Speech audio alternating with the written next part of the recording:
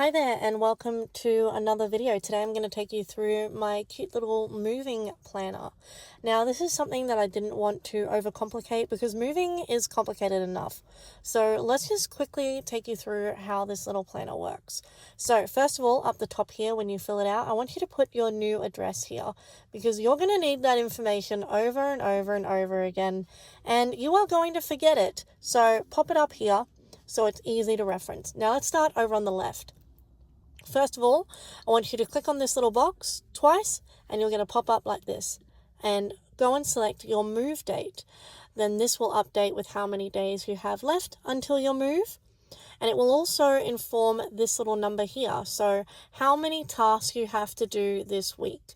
So that is informed by this sheet and these due dates. So it will take today's date plus 7 and then pull all the matching tasks from here. And then as you complete tasks on this list, so you change the status to complete, it will also count them here for you. Next up is addresses updated, which is referencing this little table over here for you. So I've tried to list out everywhere that you could possibly need to change your address with. Please keep in mind that I am Australian, so a lot of the things I've listed are specific to an Australian, such as MyGov, ATO, and Medicare. These are government bodies, so for you it might be your social service number, social security number, and whatever your healthcare is. But this is all just, general stuff that you might need to contact and give them their new address. And as you tick them off, watch over here, as you tick them off, these numbers will update. So it will tell you how many you've actually changed and how many you still have left to do. Now, this section here, items purchased, is informed by this sheet, which I'll go over with you in just a second, but it keeps track of how many things you still have left to buy and how many you have purchased for your new place. But last but not least, on this dashboard, you have your top 10 upcoming tasks. So that is, again, based on this spreadsheet and these due dates. So it is the top 10 tasks that you have due in correlation to the date on them. So this is in descending order. And then the moving to do sheet. Now this will come to you blank. And I've actually got suggested tasks over here because, moving is complicated and I don't want you to forget anything. So what you can do is copy all of this, select all that, right click, copy, go over here, right click, paste special, values only. That way you're not going to have any weird formatting errors. And then, so these ones are 4 to 6 weeks before moving. So these ones are 2 to 4. So let's go with the second. And I don't recommend dragging because it will do that, as it will automatically want to do it in chronological order for you. So yeah, you just go through, add those dates in for when they're due by. You can give them a priority, and then as you work on them, you can change the status as well.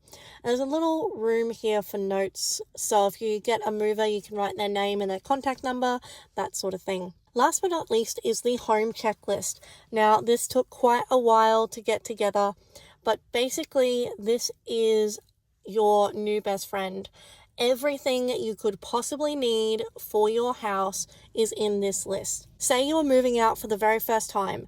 This is a comprehensive list of absolutely everything you could possibly need. However, if you've already started gathering things when you moved before, you're going to have things you already have.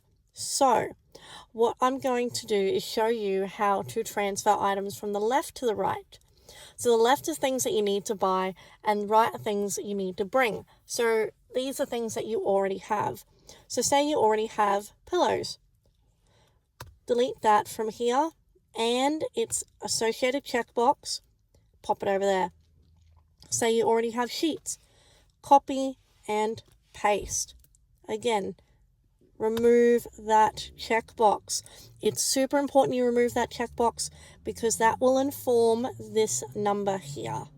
So, as you go through and you copy and paste things over you already have and remove the things you don't, you might find you have a bunch of these blank spaces. Now, I recommend you only delete these rows if there is nothing else over here interfering with it, and vice versa. If this is longer than this side, do not delete the row unless there is absolutely nothing to interfere with it. If you do want to delete the row, just right click over here, delete row. But, I don't recommend doing that unless you absolutely want to.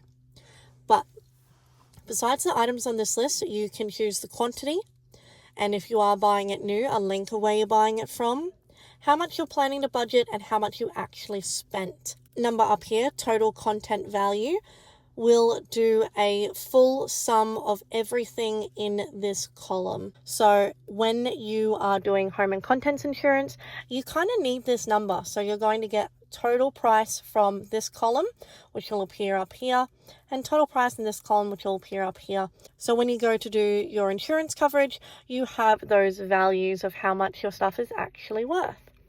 And on the right, you've got quantity, budget, and actual price as well, in case you ended up getting things that were a bit cheaper than you actually expected. But yeah, so that's everything on this sheet. This page is the most extensive of them all and a little bit complicated, but I think you'll appreciate the fact that there is absolutely everything you could possibly need on this list. And if you do think of something else, just go ahead and pop it in there as well. But thank you so much for coming through this little walkthrough with me. If you liked the video, make sure to check out some of my other ones and my spreadsheets in my Etsy shop. Thank you so much. Bye-bye.